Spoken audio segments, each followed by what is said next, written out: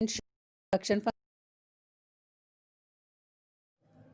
Good morning 11th class. Today we will discuss about the difference between short run and long run production function.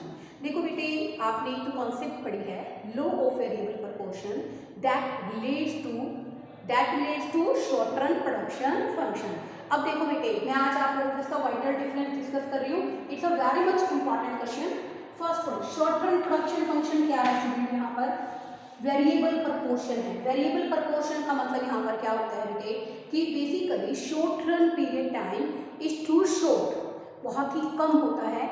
यहाँ पर basically हम लोग क्या नहीं कर सकते क्योंकि बेटे in this topic in this point some factors are fixed and some are variable. तो बेटे हम लोग केवल क्या कर सकते हैं अपने अगर प्रोडक्शन को इनहेंस करना चाहते हैं तो हम केवल और केवल क्या कर सकते हैं वेरिएबल फैक्टर को यूज करके ही प्रोडक्शन को बढ़ाया जा सकता है. तो बेटे शॉर्ट रन प्रोडक्शन फंक्शन कौन सा कॉन्सेप्ट है वेरिएबल प्रपोर्शन. कौन सा है वेरिएबल प्रपोर्शन. जो लॉन्ग रन प्रोडक्शन फंक्शन है वो क्या है स्टूडेंट यहाँ पर कांस्टेंट प्रपोर्शन है. कांस्टेंट प्रपोर्शन का मतलब क्या है मैं आपको दोनों की ही प्रेजेंटेशन समझाऊंगी. यहाँ पर देखिए स्टूडेंट अगर हमें प्रोडक्शन करना है ठीक है प्रपोर्शन कांस्टेंट रहने का मतलब यहाँ पर क्या है बच्चों कि बेसिकली यहाँ पर हम लोग क्वांटिटी ऑफ एक्स गुड्स का प्रोडक्शन करना चाहते हैं. किसका फंक्शन है ये लेबर और कैपिटल का. हम लोग यहाँ क्या ले लेते हैं कि कैपिटल हमारा क्या है बच्चों कांस्टेंट है. कैपिटल क्या है यहाँ पर कांस्टेंट है. तो हम बेटा 40 यूनिट का प्रोडक्शन करते हैं तो हम लोग यहाँ पर 5 लेबर और 10 कैपिटल की यूनिट लगाते हैं. अगर हमें 45 यूनिट का प्रोडक्शन करना है तो हम लोग बेसिकली लेबर को तो बढ़ा सकते हैं okay but capital remain the same. Capital क्या रहेगी यहाँ पर सेम रहेगी. तो देखो बेटे यहाँ हम लोग दिखा रहे हैं यूनिट्स ऑफ लेबर और यहाँ बच्चों हम लोग दिखाएंगे कैपिटल.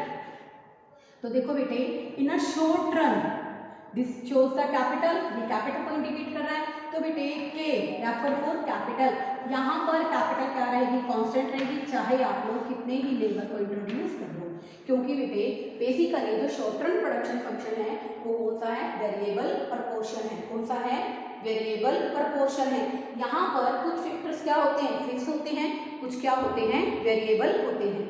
अब हम बात करते हैं इसी कॉन्सेप्ट को लॉन्ग रन में यूज करने की. Function of labour and capital production को अगर आपको बढ़ाना है तो बेसिकली 40 यूनिट से आप क्या यूज कर रहे हो 5 units of labour as well as 10 units of capital okay.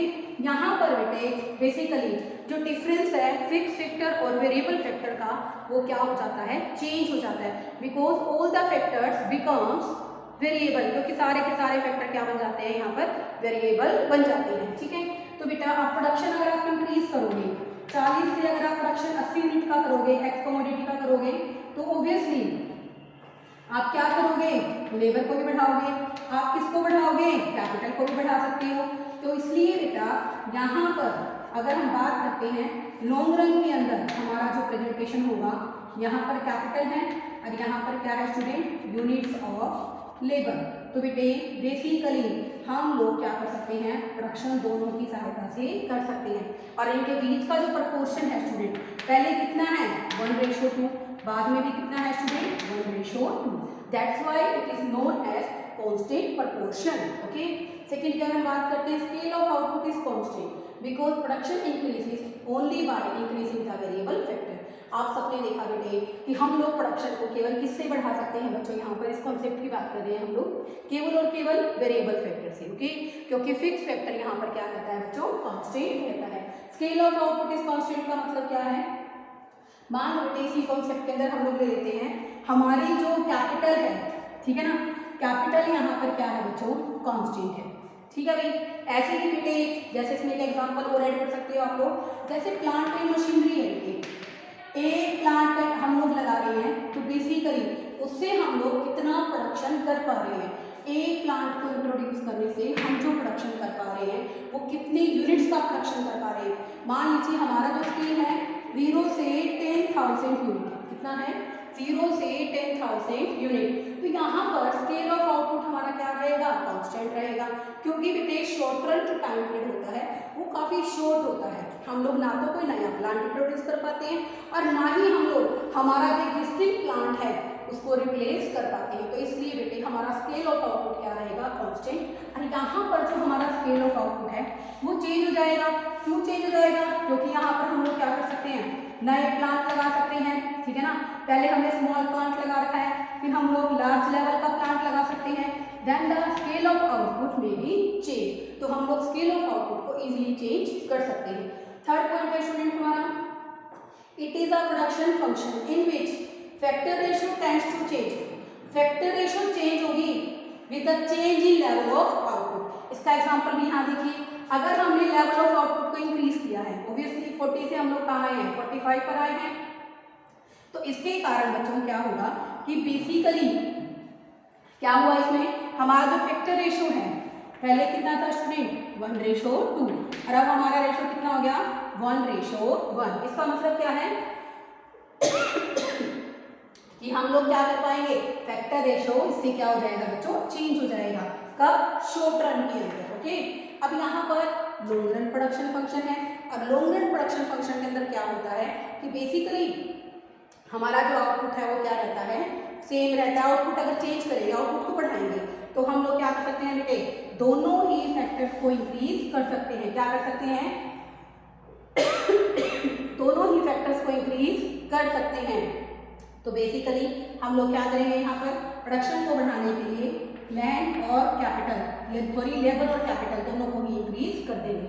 तो बेटे इसलिए ये प्रोडक्शन फंक्शन के अंदर फैक्टर रेशियो चेंज नहीं होगी। ये क्या है student, return to a factor. Why it is return to a factor, क्योंकि जो प्रोडक्शन बढ़ता है वो केवल और केवल एक वेरिएबल फैक्टर से ही बढ़ता है। और ये क्या है student, return to a scale, because all the production factors becomes the variable factor, then the difference between fixed and variable factor tends to decline. बेटे ये वीडियो देखने के बाद मेरा एक इंपॉर्टेंट क्वेश्चन है आप सबसे, उसका आपको रिस्पॉन्स देना है मुझे कमेंट बॉक्स में, कि बेसिकली प्रोड्यूसर्स के पास 3 स्टेजेस होती हैं। First one, TP increasing, MP also increasing. TP increase at diminishing rate, MP also diminishes. And last one, MP is negative because TP starts decline. आप मुझे बताइए which stage is best for the producer, कौन सी stage producer के लिए best होती है। I hope आपको ये वीडियो समझ में आई होगी। Okay, thank you students.